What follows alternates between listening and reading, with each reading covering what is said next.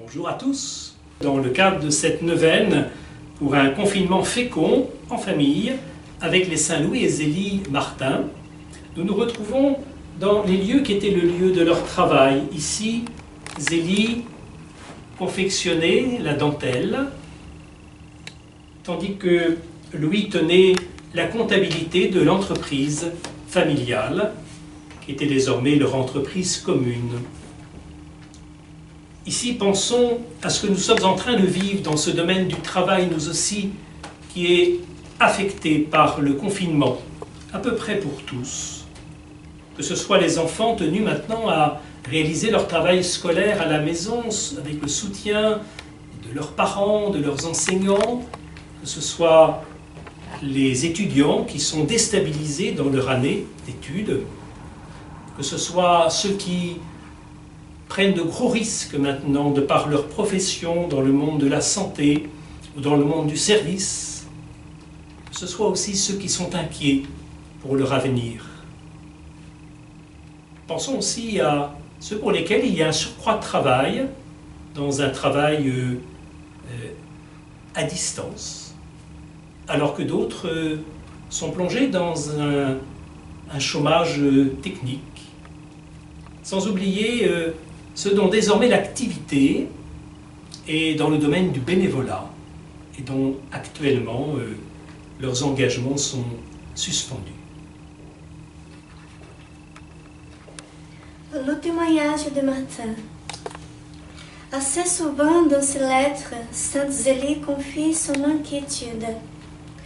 Quand j'ai trop de commandes, je suis une esclave du pire esclavage.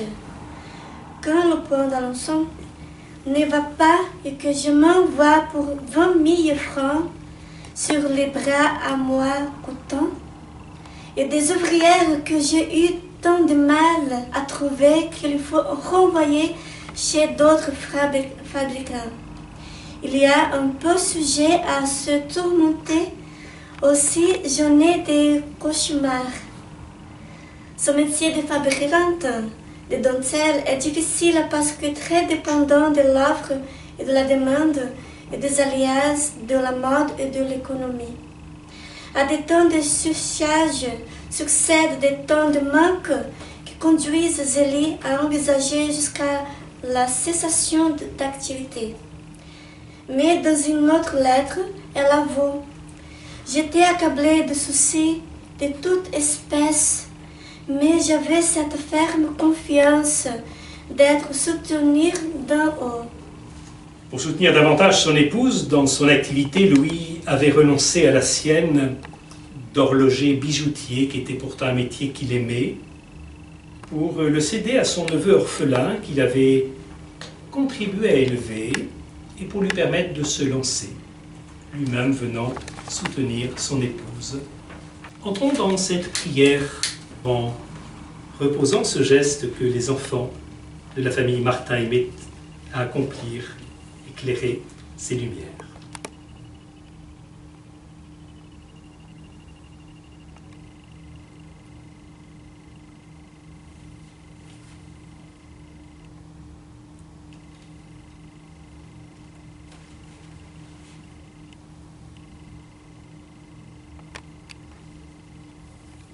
Nous mettons en présence du Seigneur et de Marie, sa mère, nous invoquons l'Esprit Saint. Envoie sur nous ton esprit, Seigneur, pour qu'il efface sur nous tout ce qui fait obstacle à ton amour. Que par ton esprit nous sachions écouter avec patience, trouver en nous la bienveillance qui efface la rancœur et manifester la bonté que tu as placée dans le cœur de chacun. Envoie sur nous ton esprit, qu'il ranime notre foi, qu'il nous rende fidèles à ta volonté. Amen. Et tirer de la parole de Dieu ce passage pour aujourd'hui, dans la première lettre aux chrétiens de Thessalonique.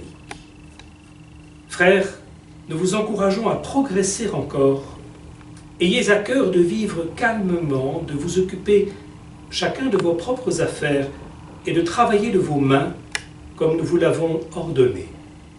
Ainsi, votre conduite méritera le respect des gens du dehors et vous ne manquerez de rien.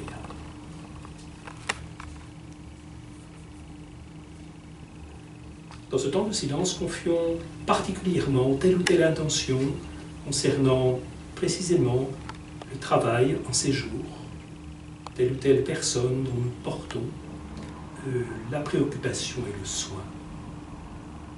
Et sachons aussi dire merci pour tout ce que nous voyons dans ce domaine aussi d'accompli par les uns et les autres.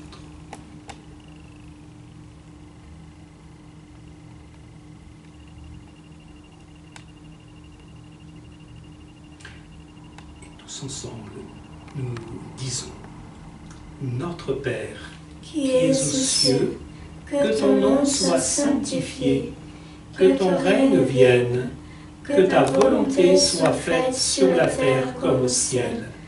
Donne-nous aujourd'hui notre pain de ce jour. Pardonne-nous nos offenses, comme nous pardonnons aussi à ceux qui nous ont offensés. Et ne nous laisse pas entrer en tentation, mais délivre-nous du mal. Amen.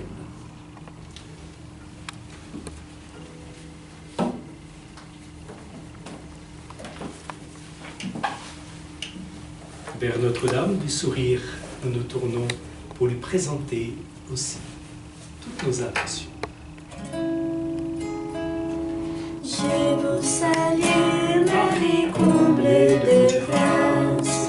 Le Seigneur est avec vous. Vous êtes bénie entre toutes les femmes. Et Jésus, votre enfant, est béni. Sainte Marie, Mère de Dieu, priez pour nous, pauvres pécheurs, maintenant et à l'heure de la mort. Amen, amen, alléluia.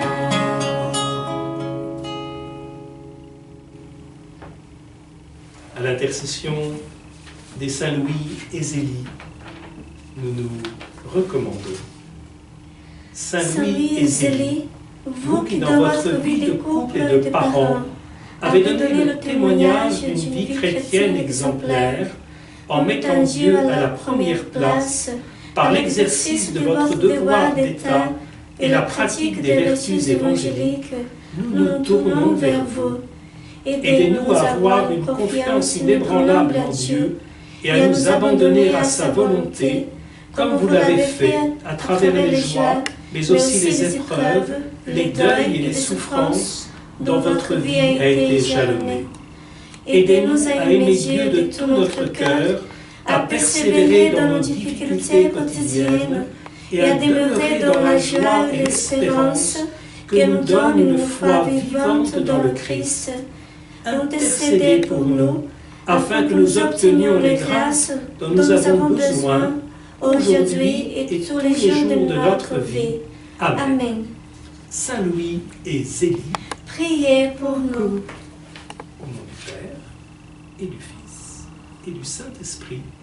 Amen. Bonne journée à tous.